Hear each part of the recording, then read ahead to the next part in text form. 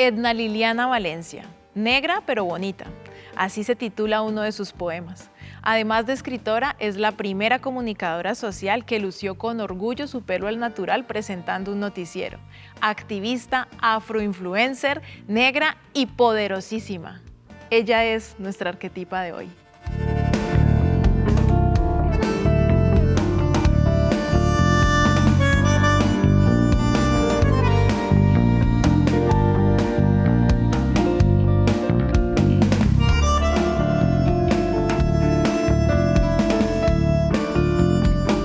Una arquetipa es un modelo original, un rol que inspira a otras. Hemos invitado a 30 arquetipas al teatro, el lugar creado para exaltar los placeres y liberar el alma. Soy Lina Balbuena. Bienvenidos y bienvenidas.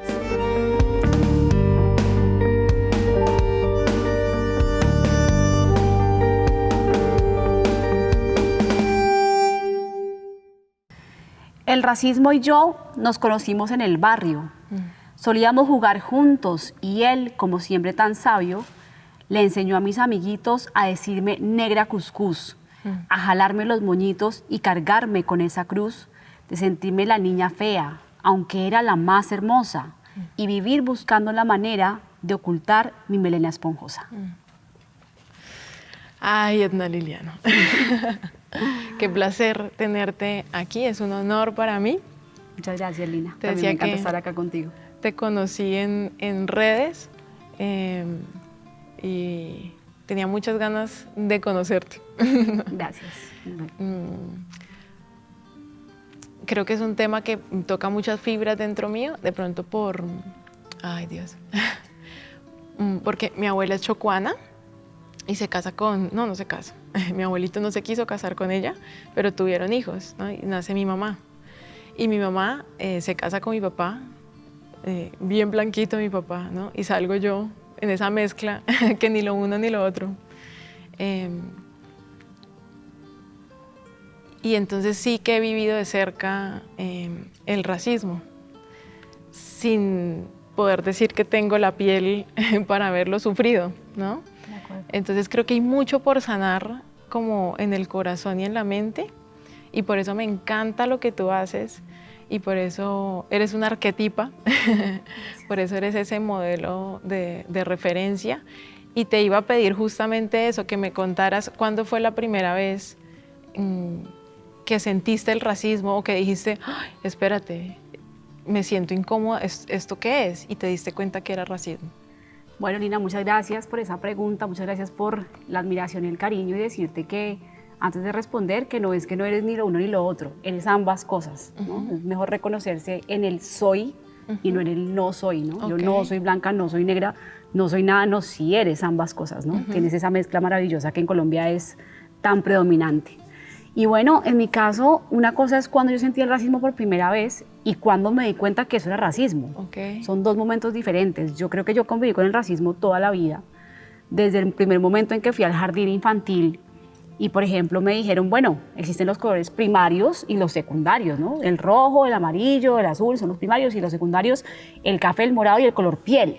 Y luego estudié con un libro de biología donde nunca vi cuerpos negros como el mío, cuando me enseñaron qué era piel, qué era cabello, qué era ojos, qué era cuerpo, pues nunca vi una referencia de la negritud en un libro de biología, ni en un libro de historia tampoco, solamente aparecíamos como negros esclavos, pero nunca una referencia distinta o dignificada de lo que era la negritud, ni la africanía, que son dos cosas diferentes, ¿no? Entonces, el primer día que yo trato de dibujarme a mí y a mi familia y me veo en esa disyuntiva de con qué color voy a colorear este dibujo, pues eso ya era el racismo actuando en mi mente, ¿no? Claro. La primera vez que en el jardín infantil me dijeron negra cuscús, pues claramente lo sentí, yo tendría que 4 años o 5 años. Ahora, cuando yo soy consciente de que eso era racismo, ya en la adultez, ya grande, cuando empiezo a decir, sí me dolió el día que en el colegio me jalaron el pelo, sí me dolió el día que me gritaron cosas en el barrio, sí me dolió el día que estudié con esos libros de historia, o el día que la profesora dijo, trajeron de África a los negros esclavos y las niñas todas me miraron a mí, Wow. Y te digo que eso todavía no llega a ser violencia racista, solamente manifestaciones. De pronto hay gente que lo llama microrracismo. Tengo un poema que se llama Negra pero bonita que habla de esas manifestaciones no intencionales del racismo. Pero como te digo, o sea, el racismo ha estado siempre ahí. Ahora, que yo haya sido consciente, que lo haya sacado de la normalidad, pues ya eso fue en la vida adulta cuando empecé a estudiar este tema.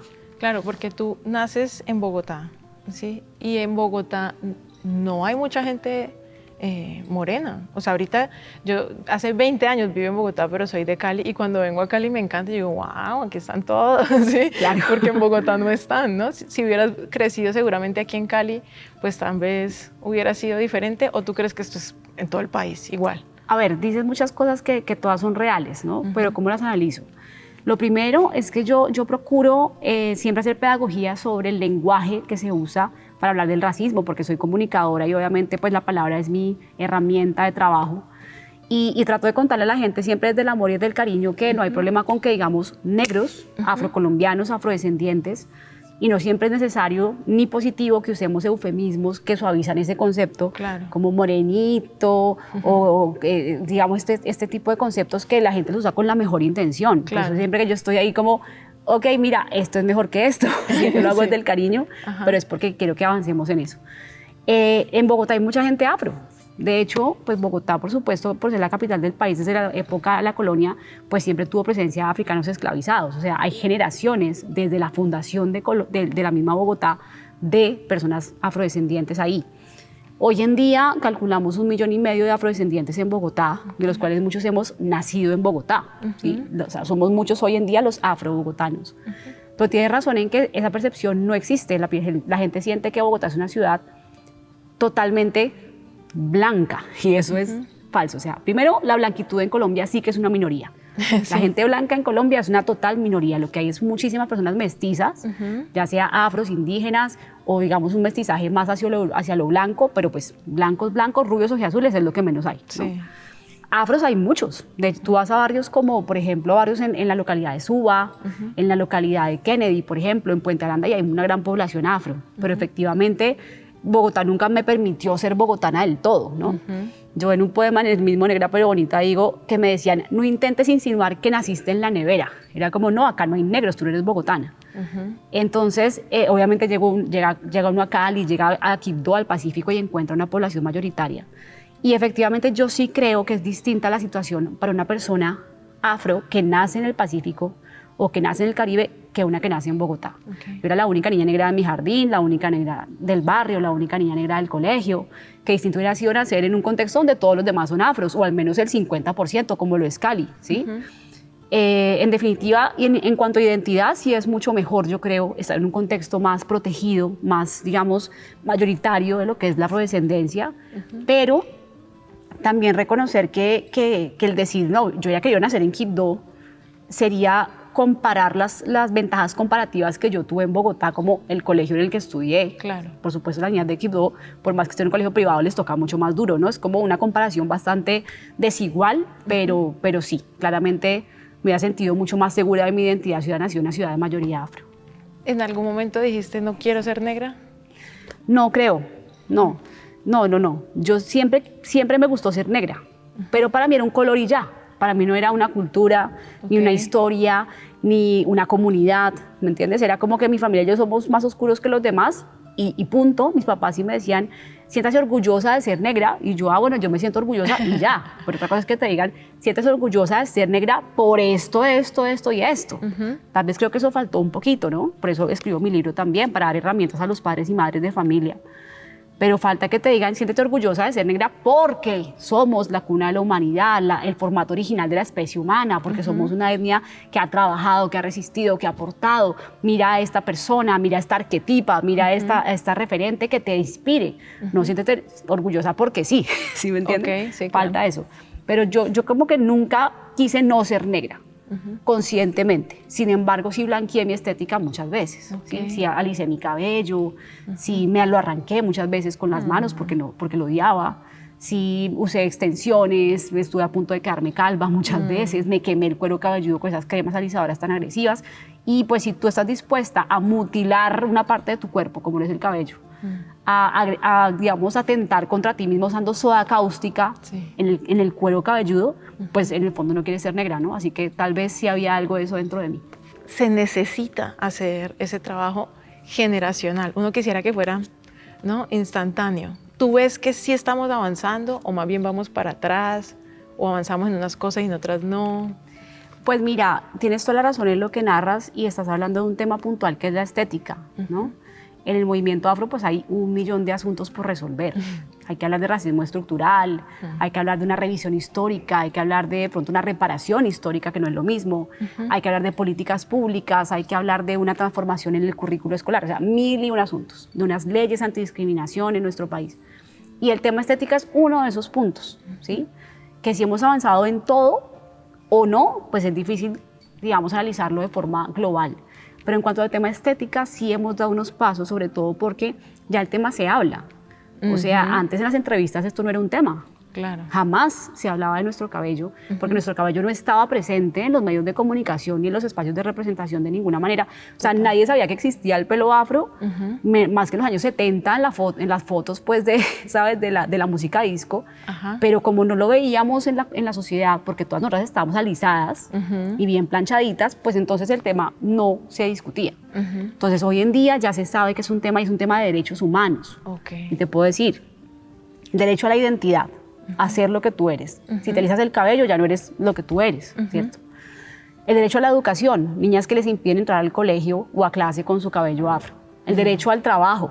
¿Cuántas mujeres afro pasamos la hoja de vida con una foto, con una peluca o con el pelo alisado o sin foto?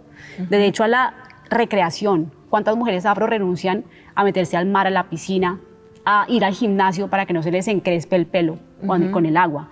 Derecho a la salud, mujeres con cáncer de útero, cáncer de seno, con osteoporosis en el cráneo por culpa de las alisadoras. Mejor dicho, es un tema, el derecho a la libertad. Si tú no decides sobre tu cuerpo, ¿qué libertad tienes? Claro. Entonces, en ese aspecto hemos avanzado, sí. Y lo que tú haces como madre es fundamental, pero lastimosamente no todas las madres lo hacen, ¿no? Primero eso, hay mamás que siguen alisando a sus hijas y, digamos, perpetuando esa cadena de discriminación. Y por otro lado, pues, para las niñas, digamos, mestizas, rizadas, el panorama es uno. Pero para las niñas negras, prietas, de piel oscura, más oscuras que yo, de cabello más afro que el mío, pues hay un tema además de racismo, de colorismo también, que les cierra mucho más esa barrera y ese espacio de desarrollo personal. Entonces, hemos avanzado, claro. Hoy en día ya digamos, hubo una presentadora que se sentó por primera vez en un set de noticias con el pelo afro natural en el año 2015, esa fui yo, y después de mí han venido muchas más. Hoy en día vimos la película Encanto, donde aparecen todas las texturas de cabello, las texturas de la 1A a la 4C. ¿Qué pasó contigo el día que te hicieron eso en el cabello en el aeropuerto? Pues fue terrible, o sea, mira, primero porque es que... ¿Hace cuánto fue eso? Hace poco, eso fue hace año y medio, 2 años. Hace muy poco. Van a ser 2 años, sí, justamente. Fue hace poco y mira que yo te digo, el racismo sigue presente, el racismo muta, se transforma, se disfraza, eso lo digo en el poema que leí, El racismo y yo, es mucho más largo y en la parte del final hablo de eso. Y entonces ya hoy en día tal vez siendo una persona a quien reconocen por la lucha contra el racismo, ¿cierto? Alguien que representa de pronto esta lucha contra la discriminación y el racismo, y encontrarme que todavía soy víctima de estas cosas, me recuerda que el trabajo hay que seguirlo haciendo. Claro. Ejemplo, la vicepresidenta Francia Márquez, sin ánimos de hacer ninguna alusión política, pues es la vicepresidenta, pero te van a discriminar y te van a racializar. Tremendo, sí. Aunque tengas plata, aunque tengas poder, aunque seas famosa, pues el racismo está ahí, ¿no? Sí. Yo eso ya lo sabía, pero me lo choqué de frente una vez más. Pero me agarró la última. Bueno, si quieres abordar el avión, tengo que revisarle el cabello. Tengo que tocarle el cabello y yo... ¿Por qué me va a tocar el cabello? No, es que existe no sé, era como la banda de las pelucas, yo no sé, pero supuestamente había mujeres negras que estaban llevando droga a España en el cabello, ¿sí? Y le dije, mire, si usted quiere revisarme el cabello, tiene que revisar el cabello a toda la gente del avión, no pues solamente a mí. No, es que es ese tipo de cabello. Y le dije, mire, la gente se puede esconder cosas en todos los tipos de cabello, claro, en todos los tipos de peinado. Eso es perfilamiento racial, lo que usted está haciendo conmigo. Pero además es una parte de mi cuerpo que usted no la tiene por qué tocar sin una razón, digamos, clara. Si usted me dice que es que en el escáner le salió que tengo droga dentro del pelo, le creo. Claro. ¿Me entiende? Pero solamente porque usted quiere tocarlo y como si fuera, como si no fuera una parte de mi cuerpo, como si fuera un accesorio, un sombrero, ¿no? Realmente fue muy impactante además porque es que pues yo estaba sola, era casi medianoche, pues con el policía encerrada en el aeropuerto y lastimosamente las mujeres no nos podemos sentir seguras en esos contextos. Total. No es que yo que el policía no se portó mal conmigo, pero yo estaba asustada. Claro. ¿No? Sí, uno sabe que no se debe exponer. Sí, pero a ver, somos mujeres y yo soy una mujer negra, además de todo, y entonces pues quisiera poder confiar en esas situaciones, pero pues me sentía vulnerable. Y entonces al final yo salgo de la situación, hago unas historias donde cuento me acaba de pasar esto y se forma también como un debate a nivel nacional sobre el perfilamiento racial. ¿No? Obviamente gente diciendo, ay, qué exagerada, es que los negros se autodiscriminan, es que quién la manda con esa maraña de pelo. Y otra gente que sí entendió. ¿No? Sí. Pero en conclusión, eso demuestra que aunque seamos gente reconocida, aunque seamos las activistas número 1 o número 2 o número 20, aunque tengamos muy claro lo que es el racismo, seguimos siendo víctimas de algo que dice, eres negro, eres peligroso, eres negra, eres delincuente. Todavía nos estereotipan y nos criminalizan, que fue lo que le pasó a George Floyd. Él iba saliendo de una tienda con un billete y el policía se le arrolló en el cuello y lo mató porque sospechaba que estaba robando y punto final. Entonces sigue pasando y eso cuesta todavía vidas humanas. Entonces, el perfilamiento racial ha costado la vida de mucha gente negra en Estados Unidos, en Colombia, en muchas partes, como para yo quedarme callada con un caso personal al respecto, ¿no? Claro. Entonces, pues bueno, se dio el debate por lo menos y no pasó nada. Tomé acciones legales, al final no pasó nada. ¿Pero te tocaron o no te tocaron tu pelo? Sabes que yo no lo dejé tocar mi cabello, ahora que lo pienso. Ahora que lo pienso claramente, yo nunca se lo permití. Y al final, como no se lo permití, fue que me llevó allá adentro, sí me requisó todas mis cosas, hubo una requisa general, me pasó por un láser, pero que meter la mano al cabello tal vez no lo hizo.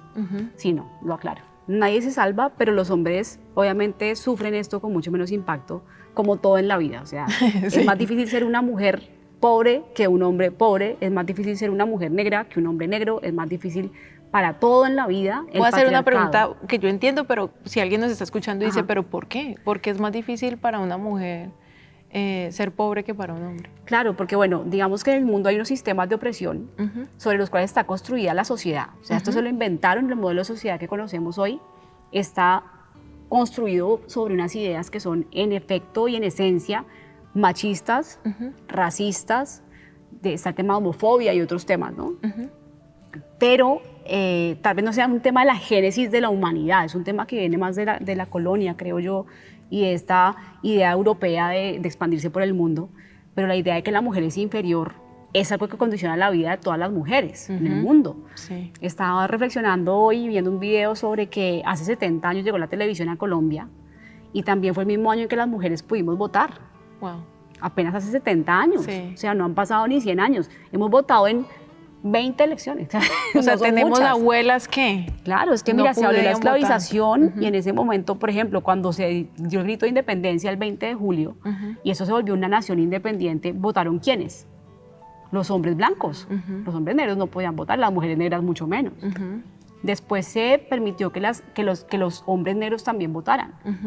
Y apenas hasta hace 70 años, 7 décadas, fue que las mujeres pudimos votar y con ellas las mujeres negras también, ¿entiendes? Sí. Entonces ves cómo, de todas formas, cuando hubo una independencia para el país, no fue para todo el país, fue para los hombres blancos de este país. Cuando eso se llamó democracia, no era una democracia para todos, era para los hombres blancos de este país. Es más, eran como hombres blancos mayores de edad y casados los que podían votar. Sí, pero ¿entiendes? Yo tengo una pregunta, ¿esto era como... o sea, un cambio de la mente de todos también, o era como alguien que decía no? ¿Sí me hago entender? Claro, digamos que es una sociedad que manifiesta su forma de pensar en unas leyes y en unas normas que justifican todo esto. Te estoy dando ejemplos de por qué es más difícil ser mujer que ser hombre.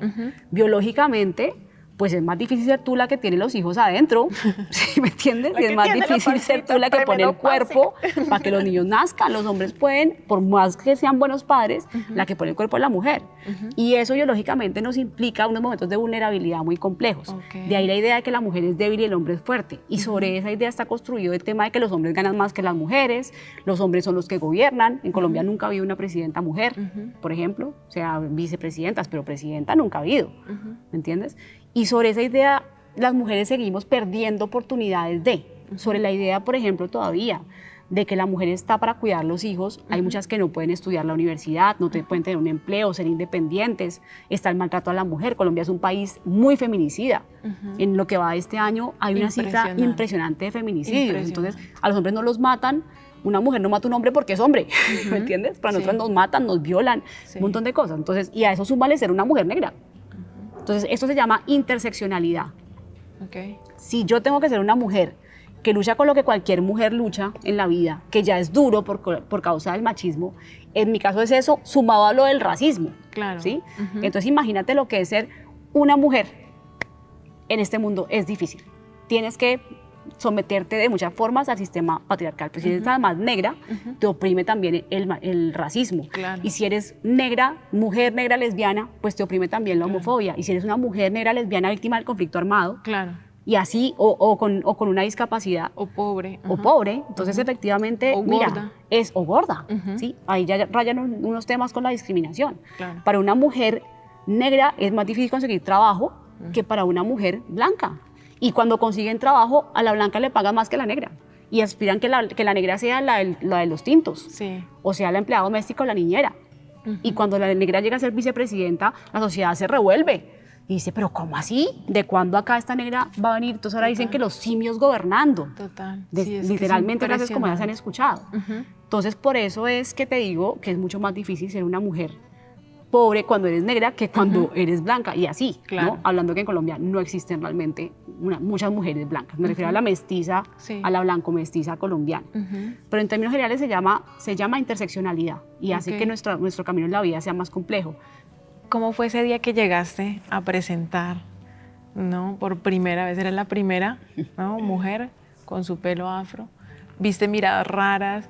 ¿De dónde sacaste la fuerza? ¿Cómo viviste ese momento? Bueno, fue una locura. En el año 2015, cuando estaba en Noticias RCN, te cuento que para mí fue una sorpresa porque yo estaba en mi rol de reportera, pues haciendo mi trabajo. De hecho, estaba en Tumaco, me acuerdo. Y cuando llego allá me dicen, no, que venga para unas pruebas en cámara. Y yo, bueno, yo fui como en un comercial, cualquier cosa. Cuando veo que me traen como, empiezan, no, pero tráigale el maquillaje, no, que la ropa, no, pero lea el prompter aquí, siéntese y lea el prompter. Y yo como, bienvenidos a Noticias RCN. O sea, yo estaba pensando en todo menos en hacerlo pues como el noticiero. Sí. Cuando ya aparece la subdirectora, en ese momento era Soraya Yanine, me acuerdo. No, Liliana, pero entonces hazlo con actitud, como presenta el noticiero, da la bienvenida a los espectadores, tal, y yo, bueno. Y después ya me llama el productor y me dice, bueno, Claudia Gurizati dijo que usted presenta el noticiero el fin de semana. Wow. ¿Puede o no puede? Y yo, pues me iba a decir que no, ¿no? Y yo, que no. Y yo, pues claro, sí, yo puedo. Y hubo unos días de entrenamiento, hubo unos días como de prueba de vestuario, en los cuales también además no había maquillaje del color mío en el canal. Nunca había habido una mujer de mi color de piel en el set de Noticias de RCN. Pruebas de luces, la iluminación del set pues no estaba como hecha para un tono de piel como el mío. Claro. Las maquilladoras nunca habían peinado un cabello como el mío, no sabían qué hacer, entonces había como mucha expectativa. Y bueno, hasta que ya en algún momento la Guri dijo como, no, es que salgas con tu cabello, eso es súper chévere. Y yo, no, claro, es que si no es con mi cabello yo no lo hago. Claro. No me voy a sentar en un set de noticias a reproducir un estereotipo blanqueado de lo que es la formalidad, de lo que es el profesionalismo en una mujer negra. Entonces realmente en ese instante no hubo como ninguna duda de que lo iba a hacer con mi cabello. Eso había pasado años antes. Yo ya llevaba en el canal tal vez 2 años más o menos. Entonces ya había pasado esa etapa como de dejar mi pelo natural y todo eso, eso lo hice como reportera. Ya cuando llega el día de salir al aire, no, esto era una cosa muy chistosa. Primero el maquillaje era 3 veces más blanco que el color de mi piel, esto era un mapache, yo parecía un mapache con esto acá súper blanco, sí. El cabello me lo recogieron mucho, ¿no? Era una cosa rara, como tratando de controlarlo un poco, y yo estaba también más enfocada en hacer bien la presentación, claro, o sea, leer bien el prompter. Yo no estaba tan enfocada en cómo estaba maquillada. Claro.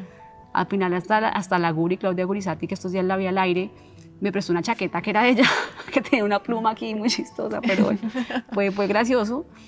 Pero nada, yo salí, leí el prompter, empecé, salí al aire, y yo dije, ya, ¿cómo fue? Pero yo sabía que estaba haciendo historia en cuanto a la representación de la mujer negra en la televisión colombiana. Sabía que el cabello afro nunca había estado presente en un noticiero nacional ni regional en Colombia. ni en América Latina, aparte de Brasil. Y además que yo sabía por qué lo hacía. ¿Sí? No es solamente ser la negra cara de la pantalla, ni salir ahí a decorar, porque está muy de moda hoy o está muy vigente el tema de los negros decorativos, ¿no? Hoy en día se siente que porque tenemos un negro acá o una negra acá ya no hay racismo.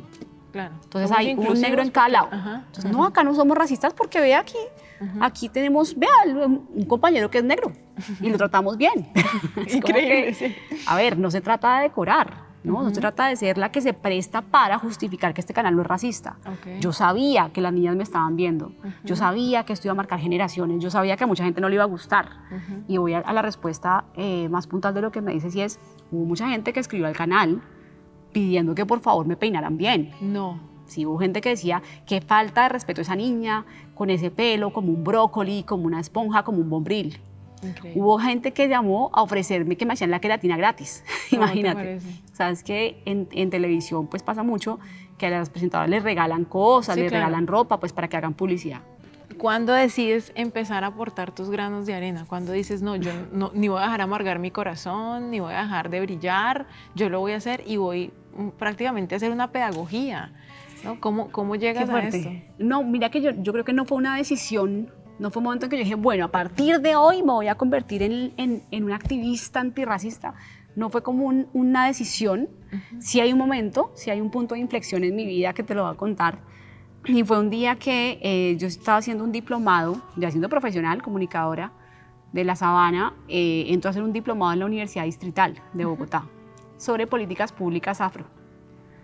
Y entonces, bueno, nada, estoy yo ahí. Yo pensaba que ser afro era tener la piel oscura y punto. O sea, para mí no había ahí una historia, ni había un movimiento, ni había una cultura en particular, ¿no? Ya había ido al Chocó, ya había entendido que sí estaba el Pacífico, pero pues todavía no me había conectado con la lucha antirracista. Seguía alisada con extensiones. En ese punto mi cabello estaba muy deteriorado, o sea, casi que toda la cabeza con extensiones. Ya el pelo estaba pues casi que caído. Y llega una profesora al salón de clases del diplomado, María Isabel Mena García, una mujer que ella es uno de mis grandes referentes, y llega con el pelo así grandísimo. Una profesora pues de universidad, ¿no? Sí. Ella es del Bagre, Antioquia, y llega así con el pelo así y entra a clases. Seria, ¿no? Ella. Y cuando yo la vi, yo nunca había visto una profesora con el pelo afro. Wow. Ni una mujer profesional con el pelo afro, yo jamás la había visto. Y suelto así. A mí eso fue un shock. Yo era como, yo la miraba, yo era así con los ojos así, y yo... pero ¿cómo así esto existe? O sea, para mí en mi cabeza no existía la posibilidad de no alisarme el pelo. Para mí era pelo afro te alisa, o sea, no había la opción de no alisarse, era lo único que se podía hacer. O sea, no había para mí un camino distinto a ese. Yo solo te voy a decir, yo aquí en Cali vivía lo mismo. O sea, mi pelo era ondulado, pero la gravedad no lo llama, o sea, no cae, sino que él va para arriba. Es ulótrico. Bueno. No lo afecta la gravedad. Ahorita hablamos de eso. Me encanta, por fin, tengo una respuesta. ¿No? Y tocaba alisar, ¿sí? Y yo, es más, alguna vez llegué a una casa donde preparaban un alisado en unos baldes y decía, te vamos a echar esto, pero no te lo puedes peinar mojado. Te va a quedar muy liso, pero mojado no te lo puedes peinar. Y claro, yo me lavaba el pelo y quedaba así. ¿Te lo aplicaste eso? Sí, me lo apliqué. Y cuando me peinaba mojado, todo el pelo quedaba en el cepillo, entonces no se podía, tocaba dejarlo secar al natural o con secador. Y eso sí quedaba como una asiática, ¿no? Yo feliz, pero el pelo se fue dañando impresionante. Y cuando yo llego a Cali, bueno, después cuento bien la historia, pero llegó un peluquero que me dijo, no, y yo le decía, pero es que en Cali todas somos lisas pelinegras. Yo me echaba tinte negro y el pelo liso negro partido a la mitad. Eso era lo bonito en Cali. Claro. No había otra opción. Las otras eran raritas y yo era bien rarita, no quería ser rarita también por mi pelo. Entonces, cuando llego a Bogotá, no, veo que la gente tiene el pelo de muchas formas. Cuando tuve la oportunidad de viajar fuera de Colombia dije, ay, mira, sí se puede. Y entonces desde ahí también empecé a aceptar un poquito y no hacerme cosas, pero a lo que voy es que uno llega a extremos, buscando tener el pelo liso. Sí, hace un segundo hablábamos de que es un tema de mutilar, de agredir. Ese balde se llama en el Chocó arrancacráneo. En el Tumaco se llama alisadora callejera o casera en otros lugares del Pacífico. Sí. Y es literalmente soda cáustica a la cual le rayan algún carbohidrato, como la papa o la zanahoria, y con eso alisan el pelo. Ok. Por supuesto que la soda cáustica, pues al contacto con el agua, por una explicación que es más técnica, se va a empezar a partir del pelo. Pero eso quema la cabeza. Y te cuento rápido que los africanos que venían esclavizados o que traían prisioneros de África, este viaje duraba 2 meses más o menos. Y como eran personas, a las personas que les pasa en el tamar, les da mareo. Claro, se Entonces vomitaban. Ellos obviamente ahí comían, defecaban en el mismo lugar. Y sus cabellos, sus melenas quedaban muy llenas de basura, de porquerías. Y los colonos cuando llegaban a tierras de Abya Yala, este continente para mí se llama Abya Yala, así lo llamaban los indígenas, no América, por alguien que se inventó un mapa. Cuando llegaban a Abya Yala, les sumergían el cabello en una mezcla de agua y soda cáustica para quitarles su identidad, su cabello, porque el cabello afro es identidad, y para sacar todo ese mugre supuestamente. Claro. Y de ahí viene esa tradición de aplicar eso que tú te echaste. Wow. Lo que tú hiciste con tu cabello es una tradición esclavista. Okay. Es una costumbre esclavista que seguimos reproduciendo en la actualidad. Y para volver a María Isabel Mena, llega ya con su cabello y entra al salón de clases, ¿no? Y entra y me mira así. Y se me para acá enfrente. Y me dice, ¿qué? Y yo, nada.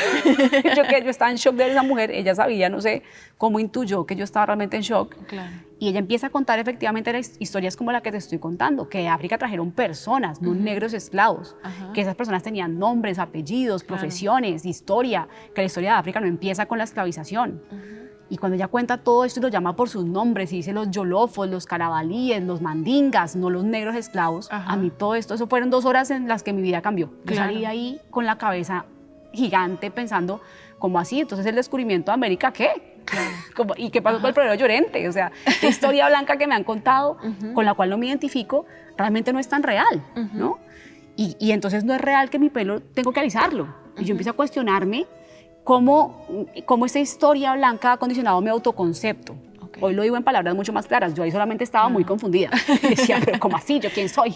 ¿Cómo así? África, no hay solo esclavos en África, no hay solamente negros pobres, no hay solamente niños con moscas, hay ciudades en África. O sea, empiezo a pensar un montón de cosas que transforman mi forma de verme a mí misma. Y ahí es cuando empieza ese cambio en mí, que era la pregunta que me hacías. Ahí es donde empiezo yo a anualizar mi cabello, a trabajar en temas de pedagogía, a trabajar en la implementación de la Cátedra de Estudios Afrocolombianos, que es un decreto 1122 del 98, dice que en todo establecimiento público y privado de educación formal debería enseñarse la historia afro desde una referencia distinta a la esclavización.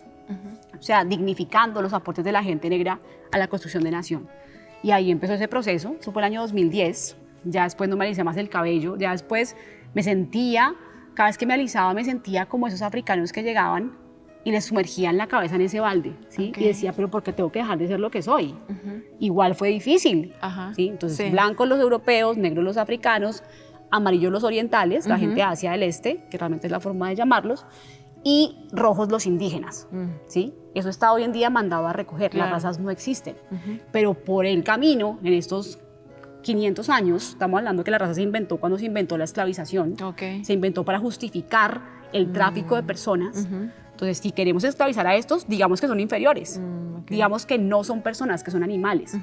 Y empieza a atribuírsele a la piel negra un montón de condiciones negativas. Es que los negros son malos, y no Claro. solamente la gente negra. El color negro Sí. es Mala miedo, suerte. oscuridad, mala suerte, el diablo, ¿no? O sea, la maldad es negra. Mm. Y lo blanco es, bueno, Lo la bonito, paz, sí, la paloma ajá. de la paz, la Ajá. pureza, Dios, ¿no? Eso es lo que se conoce hoy en día como la blanquitud. Ok. Esa serie de ideas que nos llevan a pensar que lo blanco es puro, superior, ¿sí?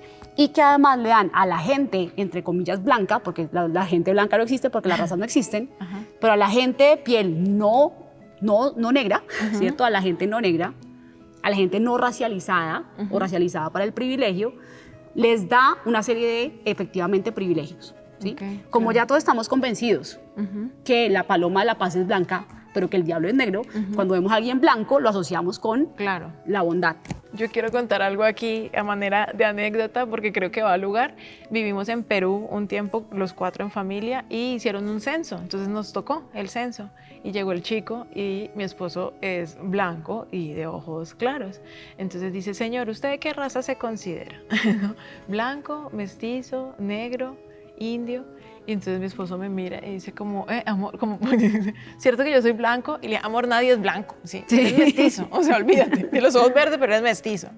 Y entonces dice él, ¿y usted, señor? Y yo, pues mestiza, por supuesto. Y se para mi hija, en ese momento tenía 3 años, estaba sentada comiendo y se para en la silla del comedor y dice, yo soy feliz. Qué linda. O sea, como que yo no me voy a meter en esos enredos, pero es esa sabiduría que tienen los niños que dicen, no tengo ni idea de qué están hablando, yo voy a ser feliz. Sí, eso no es conmigo. Bueno, yo quiero hablar justamente de la felicidad. Un momento muy feliz en la vida de Edna, un momento también muy triste, un momento difícil y algo que tú dices, esto fue injusto. Vamos uno por uno. Bueno, hay momentos muy felices, momentos felices hay muchos.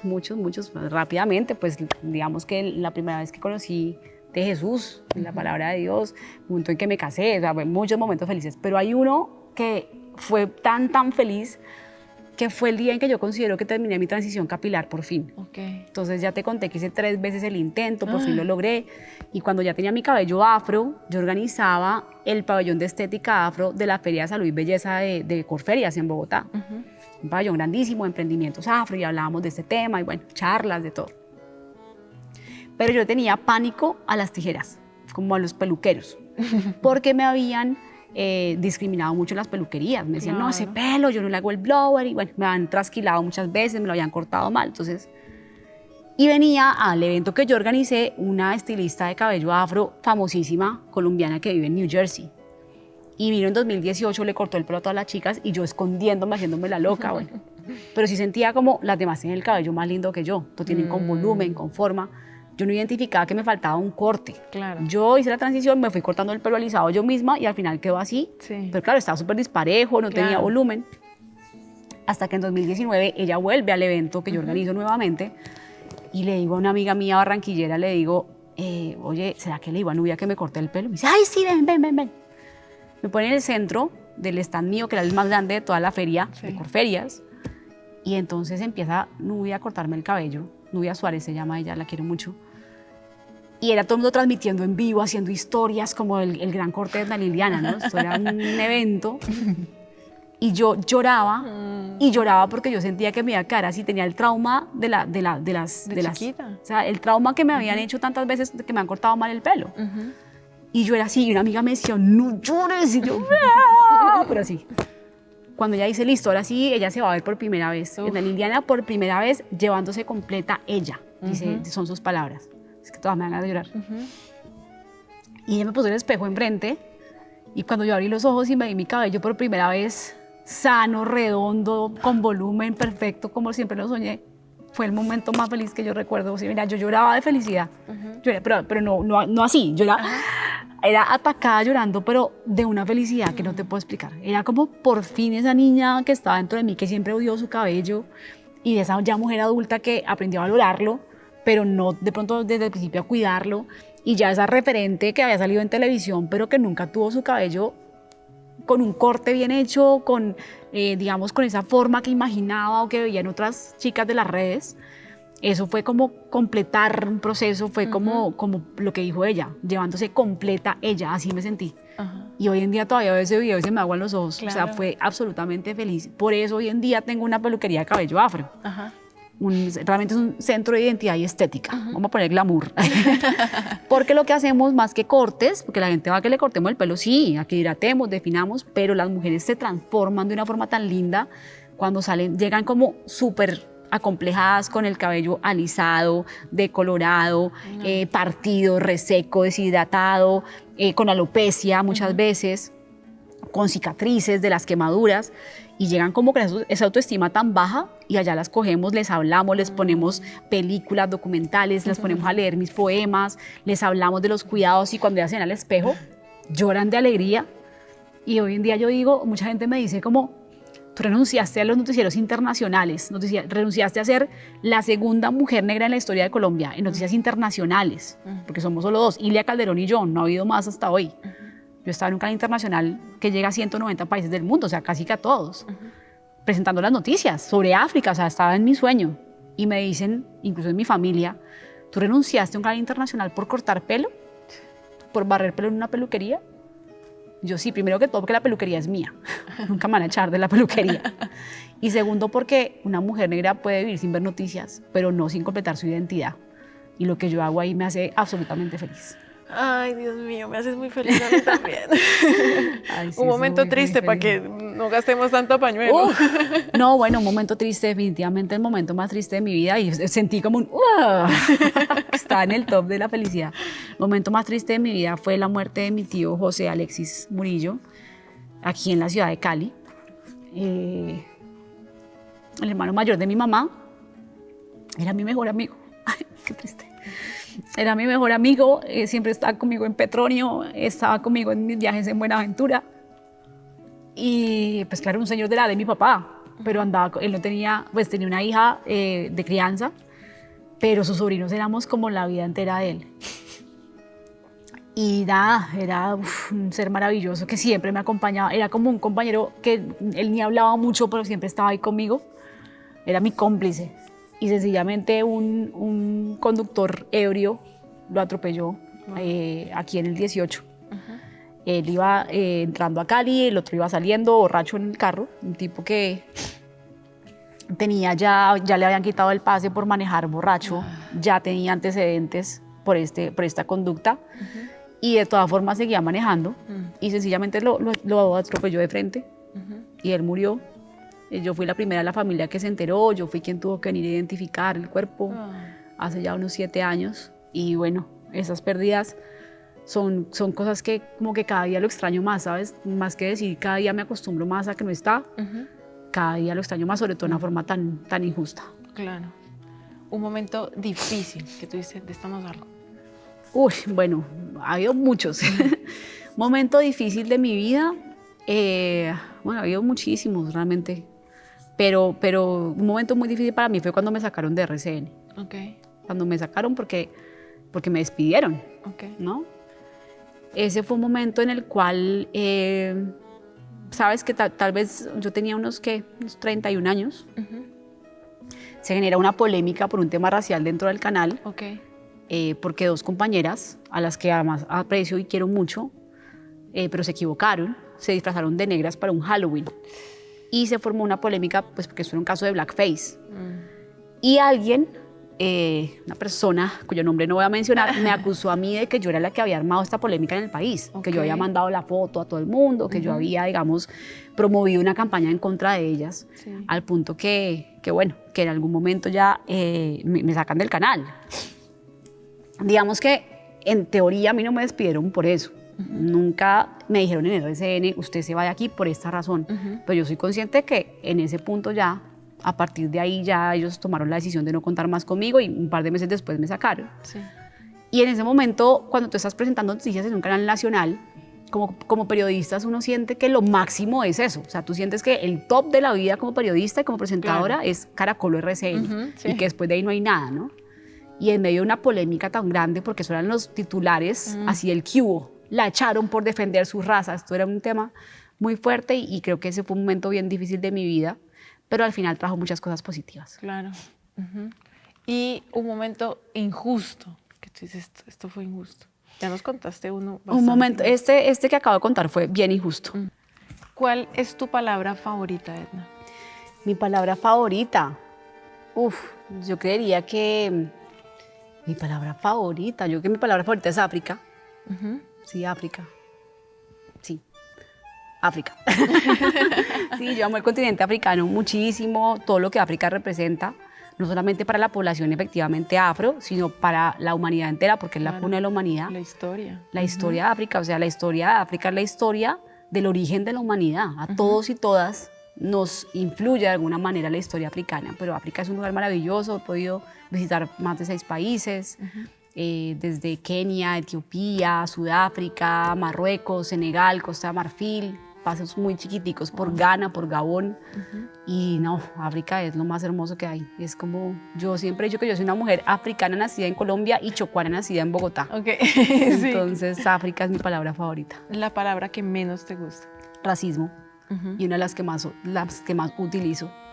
La uso muchísimo todo el tiempo. Mira el título de mi libro, El racismo y yo, pero el racismo es la cosa que más me molesta. Tal vez racismo y opresión, porque tengo que decirte una cosa que me molestan todas las formas de opresión, no solo el racismo. Claro. No es que el racismo me molesta y el machismo no. No, la homofobia, el racismo, el maltrato animal, o sea, todas las formas de opresión me molestan muchísimo. Creo que racismo y opresión son mis palabras que menos me gustan. ¿Qué es lo que más placer te da hacer? ¿Más placer me da hacer? No, hacer, sí. ¿Hacer? Algo que te dé mucho placer, sí. Hacer, bueno, me gustan muchas cosas, me gusta mucho comer. Yo soy de mucho comer, soy buena cuchara, para que me encanta la comida. Pero, bueno, yo disfruto muchísimo el deporte, hacer ejercicio, me hace muy feliz, me hace muy bien. Disfruto mucho orar, adorar a Dios, es algo que me hace muy feliz estar en la presencia de Dios. Me encanta trabajar el tema del cabello afro, en definitiva. Me encanta cortar cabello afro, hidratarlo, ver cómo las mujeres se empoderan con esto. Y disfruto mucho estar en familia, soy una mujer muy familiar, soy muy familiar. También soy una mujer que, ¿qué te digo? O sea, yo disfruto la corporalidad, ¿no? Tengo una amiga que habla del gozo cuerpístico, ¿no? Que disfruto la danza, bailar me gusta, cantar me gusta, la intimidad con mi esposo, por supuesto, la disfruto maravillosamente, gracias a Dios. Y bueno, el cuerpo lo disfruto mucho, ¿sabes? Y eso creo que es revolucionario, siendo una mujer negra. El cuerpo de nosotras ha sido espacio de sufrimiento, ¿no? De aguantar latigazos, de aguantar pues dolor, ¿no? De trabajar pesado.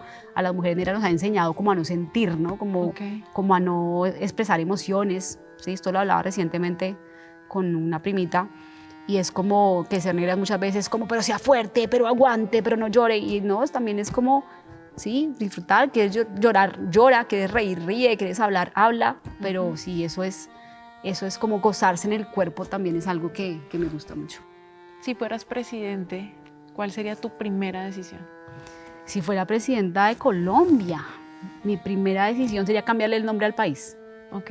Sí, sería... Uy, sí. Tenemos el peor nombre todo del se vino mundo. a mi mente. Sí, no. Ajá. Tenemos el peor nombre, o sea, es la apología del colonialismo. Claro. Colombia.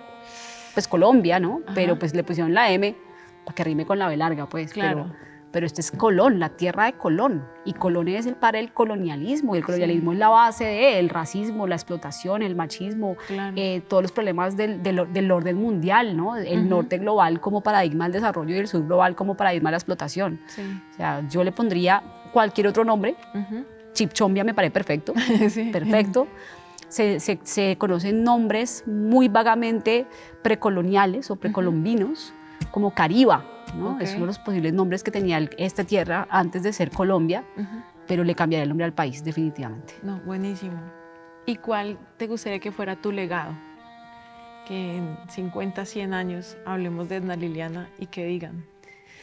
Bueno, yo creo que en eso voy bien, ¿no? Creo que en eso voy bien porque lo que yo quiero que digan de mí es que fui un referente de identidad para las generaciones de las niñas colombianas, que les enseñé de pronto a amar su cabello, a saber que son hermosas tal cual como son, a romper esos estereotipos de belleza. Muchos dirán como, ay, esa solo hablaba de racismo, era monotemática, pero yo creo que ese es mi legado, ser un referente de identidad para las generaciones de niñas negras de Colombia. Y lo estás haciendo, Edna, y me has enseñado un montón. O sea, de verdad que quiero llegar a mi casa a contarle a mis hijas y a mi mamá. Creo que nos merecemos una conversación. Claro que sí. Y me encantaría conocerlas, además. Ay, bueno, sí, prometido, ¿sí? Nos vemos. Súper, claro que Te sí. tenemos este regalo de parte de Arquetipas. Estuvimos hoy sin zapatos porque la idea era desnudar nuestra alma, creo que lo logramos. Y estas son unas mediecitas para entrar en calor también. Muchas gracias. ¿Te puedo un abrazo? Sí, por favor. Que sí. Muchas gracias por esta conversación. Y me encantan las medias. ¿Sí? Sí, mira que sí. Entonces apenas. Me encantan. Mi esposo a veces va para el centro y vuelve con un par de medias porque sabe que me encantan las medias. A ver, me las voy a poner. Eso. Muchísimas gracias. Perfecto.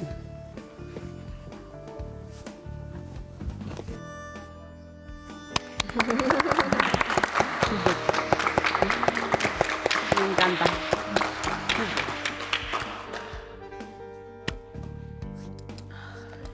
Me quedaron perfectas, son de mi talla. Perfecto.